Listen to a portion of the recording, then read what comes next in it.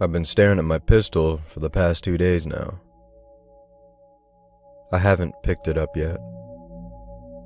I keep on thinking that this time will be the time when I'll lift it, put it in between my teeth and pull the trigger. But every time I get ready to pick the pistol up, every time I get ready to wrap my fingers around the pistol grip, that cold, steely thing, something in the back of my head tells me that it's not time yet. I'm a cop. At least I was a cop. I'm sure there's no police station anymore, not after what I saw. Not after what I heard outside the door of my 10th story apartment. Mr. and Mrs. Pritchard, Rosie Dawson, good old Emmanuel, Genevieve and her 8-year-old son. I'm almost positive that I listened to them all die 3 days ago. Why no one busted through my door and came into my apartment, I couldn't tell you. I have no idea. Maybe it's because I wasn't making any noise. Maybe it's because I was quick to turn the volume down on my TV as I finished watching another episode of Friends. I fucking hate that show. But it reminds me of my ex-girlfriend, so I found myself watching it every now and then. More like found myself watching. I don't think I'll ever have another binge marathon of Friends ever again in my life. Seeing as how it's gonna end pretty soon. I wonder if I'll be going to hell after it's done. After I've blasted my brains to the back of my skull and decorated my favorite wall with all the confusion that's making up most of my brain right now.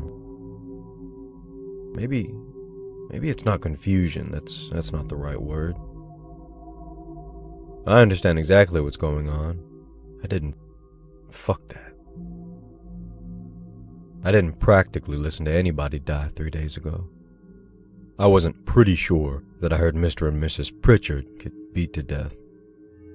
That I didn't hear somebody get thrown out of the window at the end of the hall. That I didn't hear somebody's dog get silenced with something heavy and sharp. That I didn't hear somebody's son crying uncontrollably before he was silenced by someone's heavy hand, or worse, someone's unapologetic foot. There was a lot of giggling and laughing and profanity while it all went on outside of my door. Crazy to think that carnage that I listened to happened just a few feet away from me. I'm a cop. Did I tell you that? Not that it matters.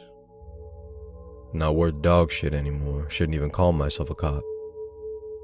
Not once did I think about opening my door and helping anybody out in the hall. I decided it was best for me to save my own life than protect the lives of any citizens. kind of funny because that's what I swore to do, isn't it? I'm a fucking cop. I was supposed to be the first one out of my apartment door. The first one to stop anybody getting killed outside in that hall. The first one to respond to any madness outside of my door. The first one to try and save any lives that I could. Something in the back of my head's telling me that it doesn't matter, that I would have died just like them. That it would have been stupid for me to open my door. Pretty sure it's right. Pretty sure that something in the back of my head is right. I said that I saw something, and I did. Not outside of my apartment door, obviously, but through my living room window. I closed the curtains after I saw it. Haven't opened them since. Like I said before, I've just relegated myself to staring at my pistol, watching the numbers on the digital clock on my kitchen counter cycle, and cycle. 0 to 12 and then back again. They're red numbers. I always wondered why most digital clocks had red numbers. It's like they knew that when shit hit the fan and you started seeing blood pool into your apartment from underneath your front door. I'm thinking irrelevant thoughts now. More and more as I get closer to ending my life. My pathetic fucking cop life. Anyway, what I saw outside of the curtain of my living room window, that helped to convince me to stay in my apartment. My apartment overlooks one of the freeway bridges that leads into town. I don't know what I expected as I looked out my window and continued to listen to the mayhem outside of my door. I guess I kind of expected normality to flow through the rest of the world. Maybe I was hoping that I'd be dreaming. That everything would be peachy keen in the world proper. That the freeway would be flowing as usual. Men and women driving aimlessly to their destinations to just waste the day away before they had to go back home the same way.